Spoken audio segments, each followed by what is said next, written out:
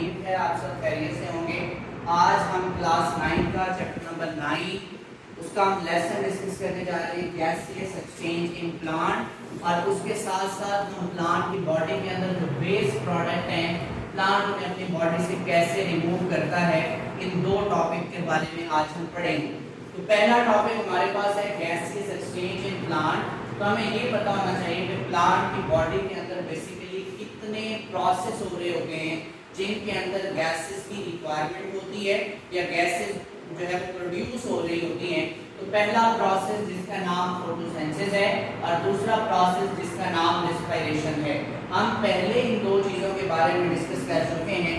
Light dark reaction भी हम पढ़ चुके हैं फोटोसिंथेसिस के, और सेलुलर रेस्पिरेशन भी चैप्टर नंबर 8 के अंदर डिस्कस कर चुके हैं, जहां पर हमने ये बात की थी कि फोटोसिंथेसिस के लिए लाइट रिक्वायर्ड है।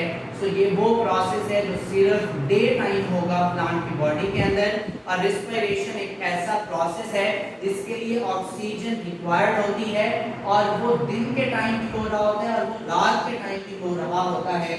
तो ये दो प्रोसेस हैं जो प्लांट की बॉडी के अंदर होते हैं।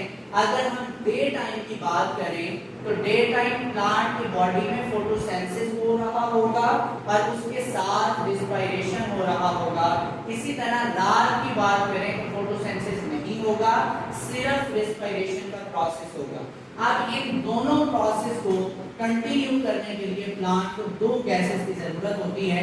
एक आपके पास कार्बन डाइऑक्साइड है और एक आपके पास ऑक्सीजन है। अब हम इन दोनों गैसेस का प्लांट की बॉडी में रिक्वायर्ड या वेस्ट प्रोडक्ट के तौर पे समझेंगे कि जब डे टाइम होता है प्लांट की बॉडी के अंदर फोटोसिंथेसिस हो रही है, रेस्पिरेशन तो हो ही रही होती है, उसके साथ जब लाइट आती है तो प्लांट फोटोसिंथेसिस स्टार्ट करता है। फोटोसिंथेसिस करने के लिए प्लांट को कार्बन डाइऑक्साइड चाहिए और जब प्लांट फोटोसिंथेसिस करेगा तो उसके नतीजे में वेस्ट प्रोडक्ट के तौर पे ऑक्सीजन प्रोड्यूस होगा। आज जब डे टाइम होगा तो उसके लिए जो कार्बन डाइऑक्साइड चाहिए वो रेस्पिरेशन में जो कार्बन डाइऑक्साइड प्रोड्यूस हो रही है एज अ वेस्ट, वो सारी की सारी कार्बन डाइऑक्साइड किसके अंदर यूज हो जाएगी?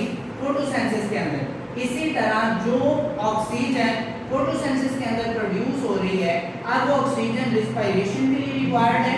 तो जो फोटोसिंथेसिस में ऑक्सीजन प्रोड्यूस होती है वो सारी की सारी रेस्पिरेशन के अंदर यूज हो जाती है। अब जो अमाउंट ऑक्सीजन की या कार्बन डाइऑक्साइड की बच जाती है, जो रेस्पिरेशन होने के बाद एक्सेस अमाउंट में होती है ऑक्सीजन, वो भी रिलीज हो जाती है। इसी तरह कार्बन डाइऑक्साइड जो फोटोसिंथेसिस से बच जाती है वो भी एनवायरनमेंट